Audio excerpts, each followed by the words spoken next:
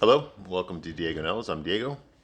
Today we're going to talk about the Hawkeye Disney Plus series. It's finally over. 6 episodes. This is the sixth episode. It came out a while back. I know it's been over a week, but I've been very busy with the holidays and stuff. I've been also, I haven't really been looking forward to this review just because the show just went downhill for me. I've been watching other YouTubers and see what they said about the show, and a lot of them are saying that it started off slow, then it got good. I think it got good in the middle. I think episode 3 was the best episode, but after that, it just went downhill. There's just no point to the show. I didn't understand what they were trying to say here.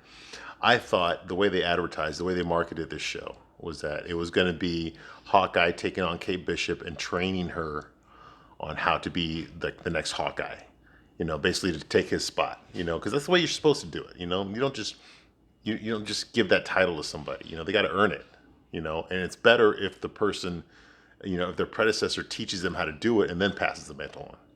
So I was looking forward to that because I can't even think once now of a movie, of a superhero movie that did that actively showed one superhero teaching the mantle to another one and then bestowing the name on that new character. Because that's the way it's supposed to be. Okay, and don't say Spider-Man Into the Spider-Verse. Okay, that was a piece of shit. That's not what happened in that movie at all.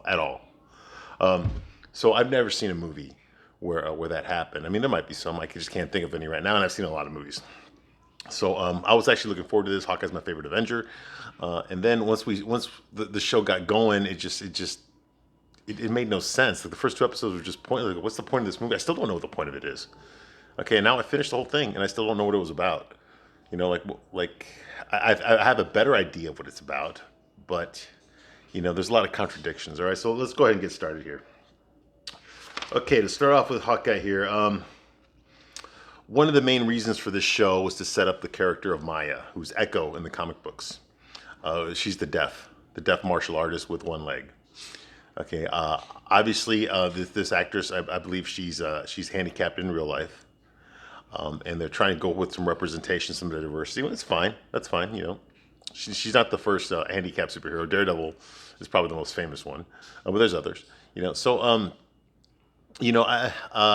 get what they're trying to do here. I think here's the thing. All right, Maya is deaf, but she doesn't have any superpowers. Okay, unlike Daredevil. Daredevil's other senses compensate for his blindness. Okay, he has superhuman hearing, superhuman touch, superhuman taste. So these superhuman abilities compensate for his lack of sight. Okay, Maya has none of that. She just can't hear. Okay, so because you've got this handicapped person with no superpowers, and she's an amputee, she's missing a leg. She has a prosthetic leg. How do you take a character, something like that, and then make her a formidable threat to like a bad guy or something? You really can't, because she's already started off, with the chips against her. Oh, you can say she's a badass fighter. Well, the Marvel Universe is full of badass fighters that have both their legs and can hear. So I think what they tried to do on the show is they try to make her to be this, like, I don't want to say Mary Sue, because Mary Sue means she does everything perfectly. Obviously, she's handicapped, but because she's handicapped, they wrote all of her conflicts as she easily defeats everybody. Because I don't think they wanted to show a handicapped person getting their ass kicked. Although she does get defeated somewhat. She's clearly the best fighter out of all the characters on the show. The other characters treat her with so much respect. I mean, not just her own gang, but even like her opponents treat her with respect. Like they wouldn't treat a normal bad guy like this, but because she's handicapped, they treat her like this. And it's just like, I don't know if Echo is really a good character. If you give her some superpowers, yeah, but I mean, just honestly, come on. Okay, a deaf woman, no matter how good she can fight, a deaf woman with one leg fighting crime. Is that really the best idea for? I know you're trying to do representation, but is that the best idea for a character? That'd be like a crime fighter in a wheelchair. I know they've done that before. Raymond Burr did that in Ironside, okay, but he wasn't out there, punching out bad guys, okay. He was the thinking man. He sent his troops out there to follow his orders, and that's how he fought crime, okay. He wasn't out there fighting them from his wheelchair, okay. And the fact that a lot of the people that she interacts with do not know sign language, they can't really communicate with her. So that was kind of off-putting. So much of this show was devoted to Maya and Echo that it took away from the what the show should have been about. Okay, see, Maya Echo's not even evil. She's angry, but she's not evil. So a lot of time was placed with her fighting with Hawkeye and with Kate Bishop, and the fact that all three characters are genuinely good people. We knew that nothing was going to come of this. There's no way Hawkeye's going to kill a good person unless he has to. Unless that person is really not good. Same thing with Kate Bishop. She never murder anyone who's got a good heart. And Maya wouldn't either. She's hunting down an assassin that killed her dad. She's not looking just to kill people. So, you already know right there that this is not going to go anywhere. They're just going to either team up or they're just going to, shake hands and go their separate ways. And that's what happens. Go figure. So I think that was pointless. Okay, the only reason she was in there was to take up time from a six episode story arc. Yeah, we'll give a lot of this is just a backdoor pilot for Echo. And I know she already got her own series before Hawkeye even came out. Hawkeye was just their way of introducing her. They introduced her, but she didn't really affect the story that much. Okay, not really. They could have done it without her, but I know why they did it. Okay, this is bad program. This is bad entertainment. So much was devoted to this character that doesn't really affect the plot that much. So there's that. Okay, so a lot of it was for her. Okay, we get Kingpin. Yes, Vincent D'Onofrio reprises his role as Kingpin, which is kind of cool because, Charlie Cox did reprise his role as Daredevil in Spider-Man No Way Home. So now we got Vincent D'Onofrio reprising his way as Kingpin, who was by far one of the best villains in the Marvel Universe. I know it was a Netflix show, but it's still canonical with the MCU. Yeah, definitely one of the best villains. He was incredible as a role of Kingpin. I mean, he literally terrified me. That voice he has. I remember when I was watching the Daredevil show. I remember watching Kingpin, and he didn't really act. He looked like Kingpin. He didn't really act like Kingpin because it took several episodes before they started revealing more and more of him. Like I think it was like the third episode before you even see the back of his head. And then the fourth episode he talks, and so it took time to reveal him. And I saw a guy who was obviously evil, but he was very classy, very sophisticated. He dressed well. He went to the fine restaurants. He wore expensive clothes. He he was evil. You could tell that. You could tell that there was a violence in his eyes, that he could turn that off anytime he wanted to. But I was like, this isn't Kingpin though. This is like some rich scumbag. And then there's one scene where he confronts Daredevil in his costume, and he's got his gangsters there, and he's like, "You Daredevil!" And his voice drops, and I'm like, he's standing there angry, in the upright position, pointing at Daredevil. He's got him in a trap. His men are there about to take out Daredevil. You've interfered with me for the last time. And I'm like, that's Kingpin. That's comic book Kingpin right there. Now I get it. I get what he did. He already knew the character was that way, but he was saving it. He was saving it for that episode. He was saving it for the first time that costume Daredevil and Kingpin meet. He was saving the comic book Kingpin for that. Now I realize what he's doing here. Okay. So this is like an aspect of him is that way, but the normal part of him is different. This is brilliant acting. Brilliant. Absolutely brilliant. That he can tap into the comic book Kingpin when he wants to, when he has to, when he feels like it. Well, in this show, he taps into that comic book Kingpin. His voice is lower, he's just very threatening, very menacing. Not just physically, but you look at his eyes. He says nice things like, "Hey, we loved your father too. He was important to all of us." But even when he's saying those things, you look at his eyes, this guy's a psychopath. Like he'll kill you just as soon as look at you. And the fact that he's saying all these reassuring things, and then as soon as that person leaves, he's plotting her death. Like, "Oh, she's gone against me. Well, that's not gonna go."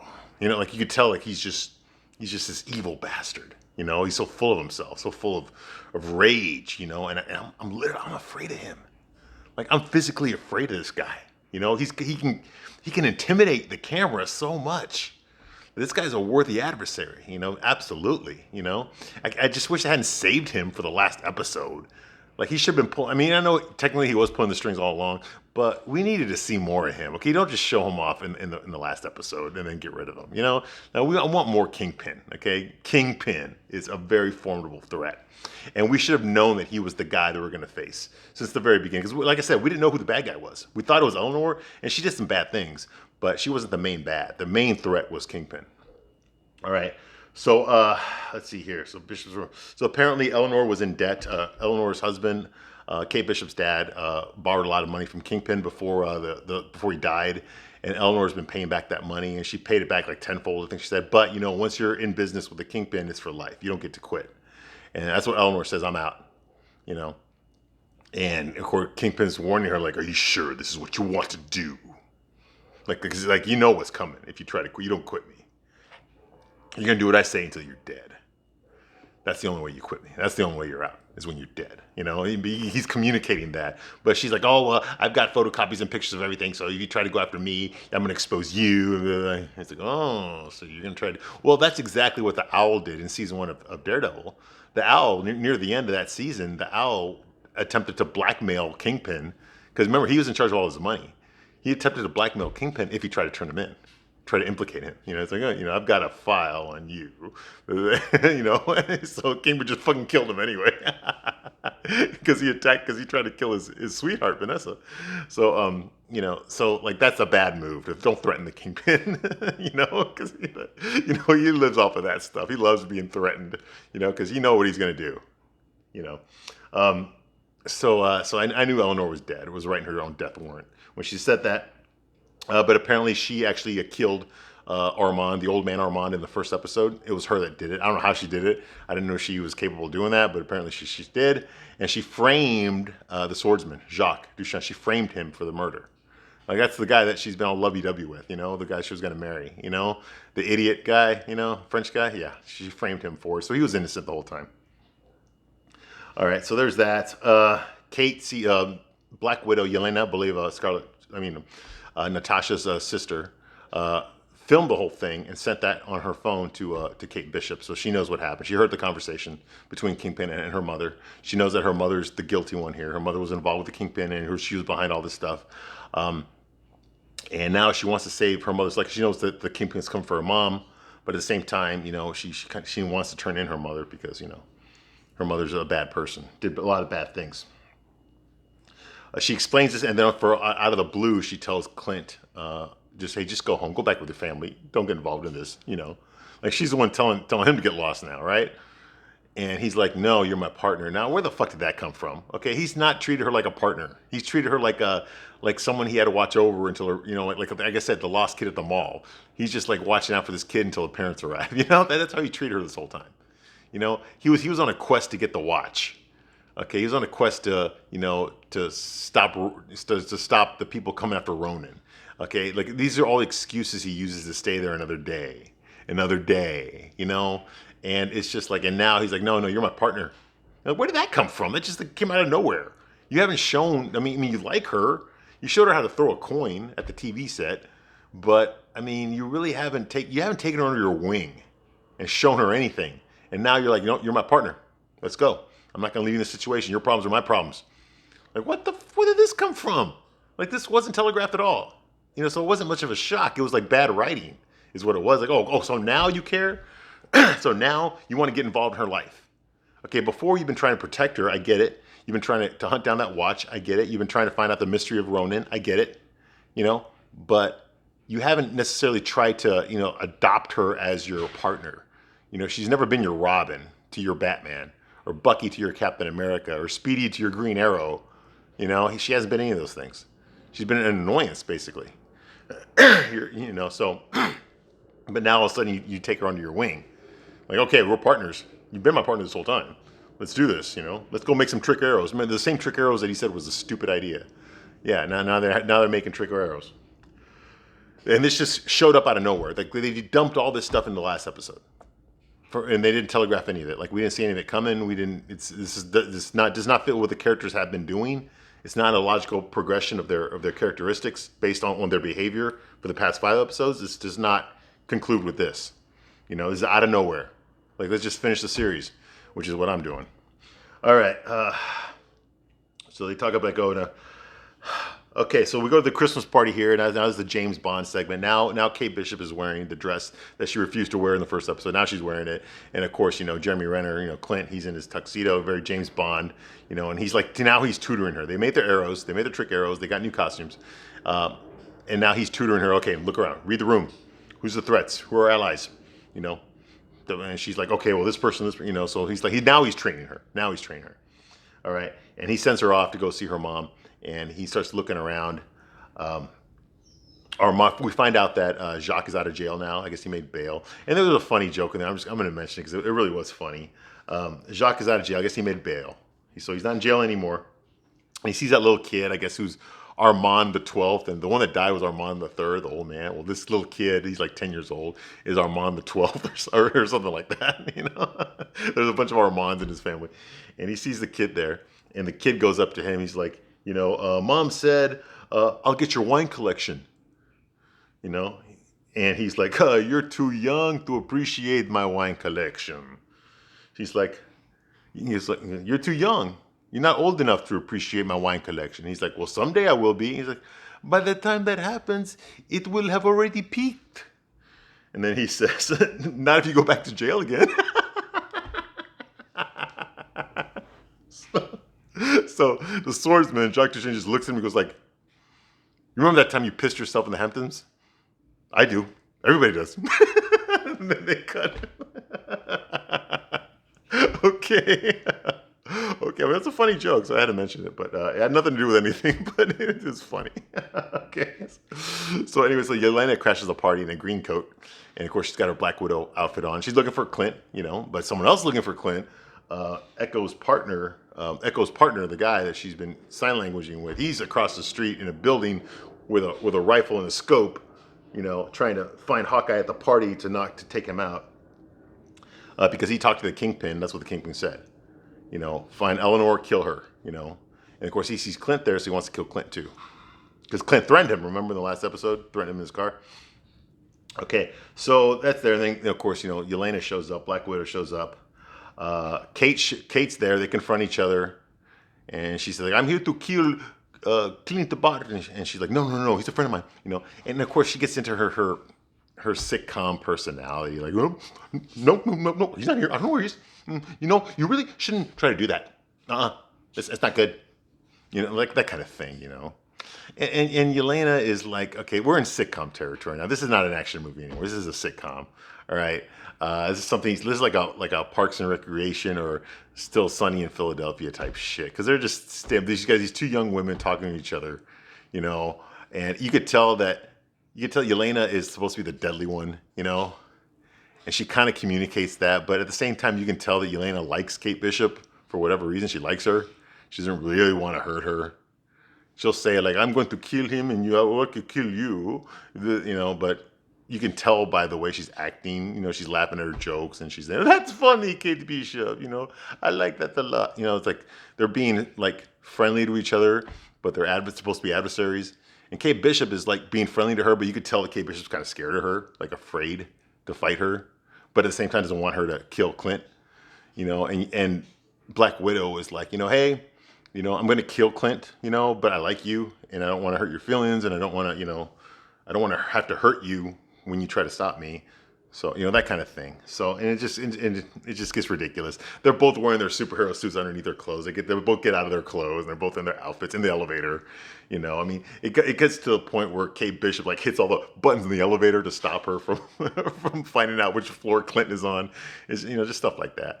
And they go into a fight, and she's chasing them. They're going down the hallway and they're fighting each other, like superficial blows. They're not really trying to hurt each other. But Yelena, here's the thing. Okay, I've seen Kate Bishop beat up men that are 6'4" and 300 pounds. I've seen her beat up multiple men like this, like it's nothing. But here she's fighting, and Kate Bishop's probably like 5'6", 5'7". Yelena's got to be like 5'4", maybe 5'5" in heels, maybe. These are not big women, okay? and Kate Bishop cannot handle Yelena. Okay, and it's like, come on. Okay, so you know how to fight a bunch of grown men, but you don't know how to fight a small woman, It's just, this is just, I don't buy this at all, you know. And all of a sudden, Kate Bishop forgot how to fight. So if she's fighting men, she knows how to fight. But she's fighting a woman, ow! You know, it's like, come on, it's just stupid. But that's going on, and she used the bowl thing and hits Elaine in the back of the head. She's like, oh, ouch, that hurt, but that was a good move. I liked it. I liked that move. That was really good. You know, but that hurt. Ouch. Okay, well, anyway, bye. I'm gonna kill him now. Bye. You know, and jumps out the window. So it's just like sitcom territory, you know. And of course, you know, she's doing her Disney Channel acting. You know, come on. You're supposed to be a fucking superhero. You know, like this is like she's acting like this is fucking the Lizzie McGuire movie or some shit. Okay, so there's that.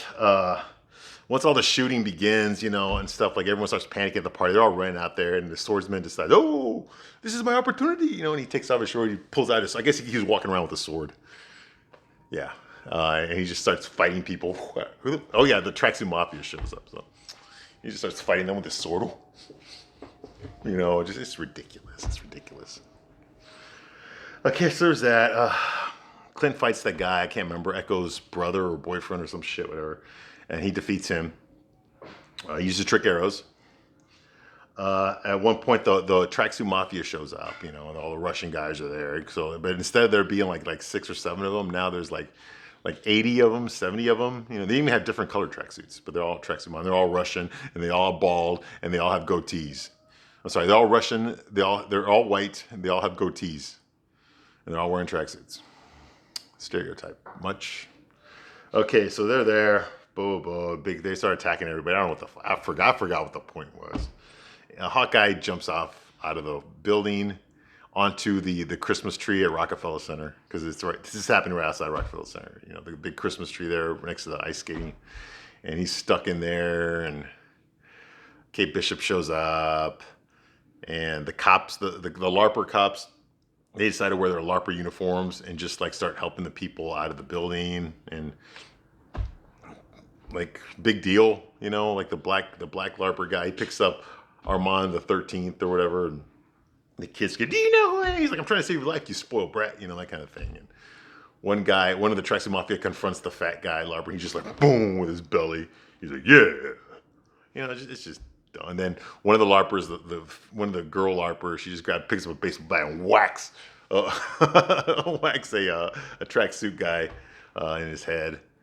Kate Bishop's fighting them with her trick arrows and stuff, and then she's attacking one of them, and one of them is the guy that held her hostage in the second episode. And he's like, wait, hey, you know, I just want to tell you, you gave me good advice. I talked to my girlfriend, and we ended up going to see her show first, and now she's happy with me now. It was good advice. And she's like, oh, really? That worked? Oh, good for you. What are you doing here? Well, I kind of have to kill you now. It's, okay, boom. You know, it's just like this is a sitcom. This whole show is a sitcom. It's a freaking sitcom. Let's just get through with this. All right, so that happens. Yelena finally catches up with Hawkeye, and they have a one-on-one. He gets out of the tree because Kate Bishop crashes the tree. She shoots it with an acid arrow. Tree falls over. Hawkeye gets out of the tree. He's on the ice now, and he's fighting the other. Him and Kate are taking out all the Tracksuit Mafia guys with their trick arrows. It's kind of funny. One's a balloon arrow. At one point, she has a pin particle arrow, so this truck's about to hit them, and she hits it with the pin particles, and the truck turns into a little toy. And now they're stuck there, and the owl flies in and flies away with it. Just stuff like that. And then anyway, so it comes down to Black Widow versus Hawkeye, and she's kicking his ass, of course, because he doesn't really want to fight her. You know, just like, why'd you kill my sister? And then finally, you know, Clint tells her, hey, listen, if you knew, you know, if I told you what really happened, you wouldn't believe me. But the point is, your sister sacrificed herself. Okay, we fought for it. She won because she's better than me. You know, and then finally she admits, and he proves this to her by whistling the secret whistle call that Natasha had with Elena. He knows it. So he whistled it, and I said, how'd you know that? You know, this was kind of touching. It really was. You know, he said, your sister talked about you all the time, you know, and she's like, I loved her so much. She said, yeah, we both did, you know. So now she realized that he really didn't kill her. So they make their amends to each other that way. And it's kind of sad because, you know, Yelena didn't get to be there when Natasha died. And that would have been very important. Like, she would have given her life for her sister. But she feels like, you know, she couldn't do that. And because she got blipped out of it, she was one of the half of the population that disappeared, you know, when Thanos did the snap. So they part as friends and they make amends to each other and stuff. Meanwhile, Kate Bishop decides to go after her mom. She confronts her mom. She says, "I know what you did." She says, "I know that you're the one that, you're the one that killed Armand. You framed your fiance for it, And she tells him, "Well, I had to do it, because you don't understand what it's like to be poor. You could never handle it. You've never been poor. You don't know what that's like. I did it all for you." The typical bad guy response, "I did it for you," And then, of course, Kingpin shows up, and Kingpin and Kate Bishop have a fight. And this is where it gets kind of crazy. Right in the beginning of the fight, he's got armored clothes. His suit are bulletproof, okay? Which is a carryover from the Daredevil show. So she shoots him with an arrow. She hits him with another arrow. He just pulls her in and throws her through a wall. And then Eleanor hits him with the car, which is impossible. I mean, she was there 1 second, and then in the 2 seconds that Kingpin was distracted with Kate Bishop, she managed to back the car up, turn it around, and come at him at 60 miles per hour and knock him into the department store. But that's what happens. Okay, but he's still conscious, right? So Kate Bishop's in there, and Kingpin's in there. Now, she keeps shooting him with arrows. He keeps deflecting them. She keeps trying to punch him, whatever. He blocks everything. I mean, she can't hurt him. He's much bigger than her, much stronger than her.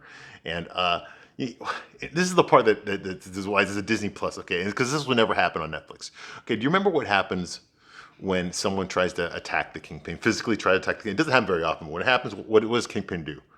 Okay, he grabs that guy and he beats the shit out of him with his bare hands. That's what he does. Okay, remember that time when he just grabbed the guy and slammed the car door into his head on Daredevil? Okay, remember that? Okay, that's the kind of, he'll grab someone by his hands and just squeeze the life out of him because he's that strong. He can do it. He'll just punch a guy. Like remember that one FBI agent that failed him. Remember, he told him, "Take off your coat," and then he wrapped the coat around the guy's head, and then just started hitting like until you see the blood soaking out of the coat, And he just did it. You could hear his skull fracturing. That's how hard Kingpin was hitting this guy. That's what I mean by Kingpin's a dangerous motherfucker. Dangerous. That's how he kills, with his hands. But he's not doing that with Kate Bishop. He just grabs her and throws her across the room. Ugh. She gets up, tries to do it again. He grabs her and throws her across the room. Ugh. She gets up, tries to scissor his heads or something with her legs. He grabs her, throws her back down. Ugh. She gets back up, tries to hit him with an arrow. He breaks it. He picks her up and throws her back down again. And then she gets back up and tries. This is fucking ridiculous. Just fucking hit her already. Do you realize if you hit her, if you punch her one time, not only are you going to dislocate her jaw, okay, you're probably going to knock out one of her eyeballs, okay, and you're probably going to kill her, okay? But he doesn't do that. You know why? Because it's Disney Plus. You can't do that on Disney Plus. You see, they neutered Kingpin. They neutered him. And it's just ridiculous all the time she keeps getting back. He just keeps throwing her. Like, why don't you just fucking throwing her and talking to her at the same time? Come on, just fucking take her out. She's not. She can't really fight you. But of course, she wins. She hits. She uses her coin trick that Clint taught her. She hits an explosive arrow. That's on the floor. He broke all the arrows. She manages to hit one of the arrow tips that was an explosive arrow. Blows up in Kingpin's face. He gets gold back. He's knocked out. It's over. Fight's over. Kate Bishop won. Now that I think of it, Kate Bishop didn't get hurt by that blast. Only the Kingpin did. How does that work? Oh, plot convenience. Anyway, she confronts her mom. "Hey, I know what you did, blah, blah." And the cops show up and they arrest Eleanor. Kingpin gets away, though. So there's that. Coin trick. Show pretty much ends after that. We don't get anything else going on here. They say their goodbyes. Kate Bishop thanks, Oh, sorry, Echo. Echo shows up, kills her boyfriend, whatever. I don't give a shit. She offers him a life with her. Of course, he taunts her. He's like, no, I'm a criminal. I can never walk both worlds. I can never live in both worlds. So she kills him. So she's trying to give him an out. She's trying to say, "Hey, listen, I don't want to kill you. Let's get you out of here. Let's go off together and not commit crimes anymore." And she's like, no, I hate you. I'm supposed to be the leader, not you. Which is, when someone's kicking your ass, the last thing you want to do is tell them how much you hate them. Especially if you're a character who's been their friend this whole time, who they thought was their friend. Like I remember, in Captain Marvel. Remember when she was brainwashed, Captain Marvel? She had a team of Kree soldiers that were with her, and and Jude Law was like their leader, their commander. They go off on missions together. They were a team, and she'd been like that for several years. And then when she undid the brainwashing, she has to fight her old team, you know? And a normal person would be like, well, if I got brainwashed to commit these atrocities, maybe my teammates were brainwashed too. I got to save them. I got to unlock the brainwashing like it was unlocked with me. She doesn't do that. She fights them, and then she says, and then her opponents are going like, yeah, well, I never liked you anyway. And it's like, well, of course, if you talk to her like that, of course she's going to kill you, you know? And that's what happens here. So she kills him. And it's Christmas time. Hawkeye compliments Kate, you know, tells her, hey, you know, every once in a while you meet someone that just makes you better. And, you know, he's like, oh, well, thank you. Even though I don't see how she made him better. She was more of an annoyance to him than anything else. Anyway, Kingpin gets away. Maya confronts Kingpin. She saw him. And then she shoots him. We don't see him get shot, but she points a gun to him. And then the camera zooms away and you hear the gunshot. Boom. He's like basically telling her, hey, we all make mistakes. Don't do this. Blah. You know, so I know he's not dead. I'm sure he's going to come back.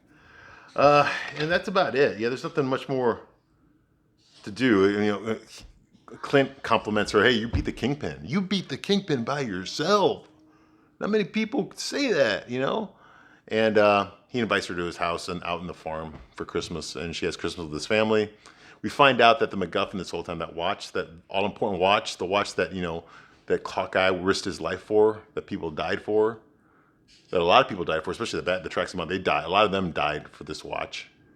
That was so important. The reason he stayed, the reason he had to get that watch back was because it was his wife's watch.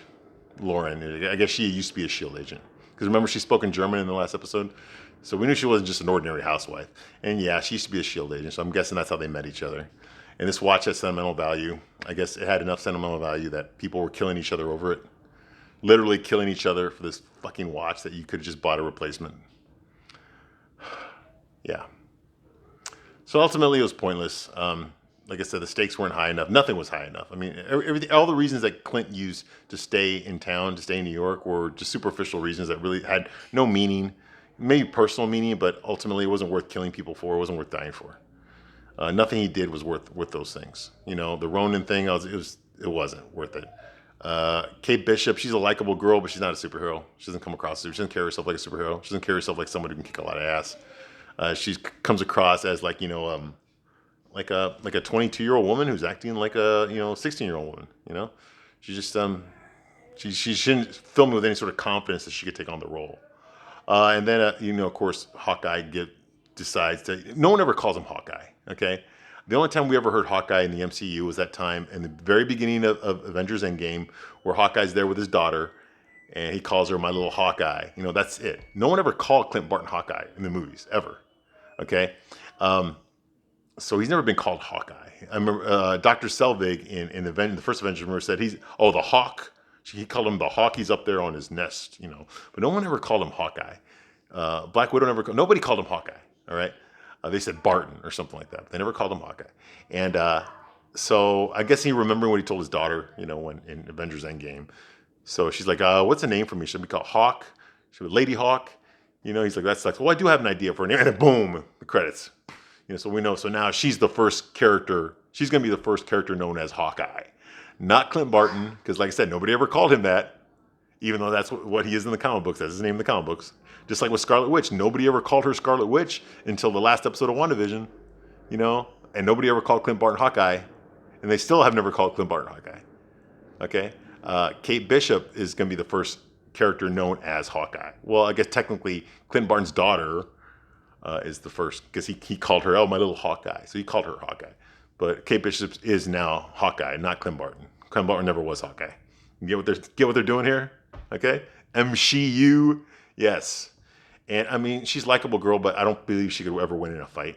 I don't think she could fight anybody. At least with Jeremy Renner, like his character, like he looks like the guy who's had a lot of battles. He's been in a lot of life and death situations, so he knows what to do in those situations.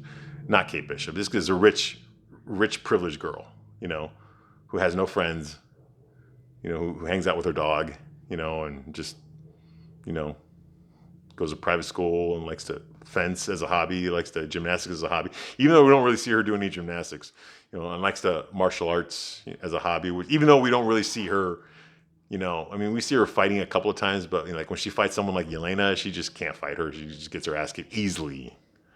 So it's like, okay, what's the point of those karate lessons if you can't really use them in real life? Okay. All right. So yeah, so that's the show. It was okay. The show ends with we get that Broadway musical production of Rogers. You know, the Avengers singing "We could do this all day." Yeah, I just fucked it. I watched a little bit of it. And I said, "Fuck this shit, dude. This is dumb." So yeah, so I'm disappointed.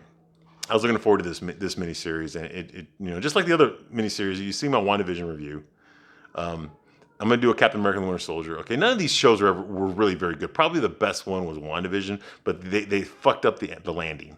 Captain America and Winter Soldier was way too political, and they didn't have to do it. You know, there's no really much character progression there. We already knew Falcon was gonna be Captain America, so we didn't need a whole miniseries on something we already knew. You know, with Loki was just a fucking god awful. It wasn't even about Loki. It was about this girl named Sylvie, who's a better Loki than Loki. Loki's just a cuck. He's just like, oh, I love her so much. I don't know how to tell her that. Like, really? The guy that fucking had New York on its knees, literally on its knees, okay, is like, but I don't know how to tell this girl that I love her so much. What if she rejects me? You know, get the fuck out of here. Get the fuck out of here. You know? And they treat time travel like you're at the fucking DMV. Where's the Starbucks around the corner? They got a fucking cafeteria, literally, where they eat their food. Like, get the fuck out of here. You know, like this is not a review on Loki. Wait till I do that one though. Okay, and What If was just stupid, liberal propaganda bullshit, politics, identity politics. That's all it was. And what else? Yeah, that's all I can think of right now. I mean, these shows just weren't very good. So I'm glad Hawkeye's over. I don't want to see another Hawkeye series. I don't think anybody wants to see another one. It was too boring, too pointless. It wasn't that bad. I'm not gonna say it was a terrible show. I was entertained sometimes. Like I said, episode 3 was pretty good. That car chase, that was pretty damn good. Where the camera kept swerving around between the characters in front and what they're seeing in the back. That was really good. That was very well done. That was movie style, action style, done well. But the most part, the story didn't really go anywhere. So maybe not want to care about the characters. You want to watch a show about an archer superhero, watch Arrow, okay? The first 2 seasons of that, nothing can touch. I mean, that show was damn good. And I fucking hate Green Arrow. I never read that comic book. I thought it was a stupid-ass character. Always thought it was, and then I watched Arrow, and I'm like, God, this is brilliant. This is brilliant, and it wasn't even political. It was just fucking brilliant, you know? And then it started lagging up, then it came back, you know, like in season 5. You know, I said probably the best episode of Arrow was like season 5, you know? Or it was one episode. Every time I wanted to quit watching the show, they would come out with a good episode. I'd be like, okay, I'll give it another chance, you know. And I remember in season 5, oh my God, this one episode they did just made up for all the mediocre episodes from the past 2.5 years. It's like, oh my God, this is good. Like, this is good, you know. And then they shit the bed. But this isn't about Arrow. Okay, the point is, you want to watch a show about a superhero archer, watch Arrow. Arrow's a much better show. The first 2 seasons and maybe the last half of season 5. Okay, that'll be it. Okay, anyway, thank you for watching my review. Goodbye.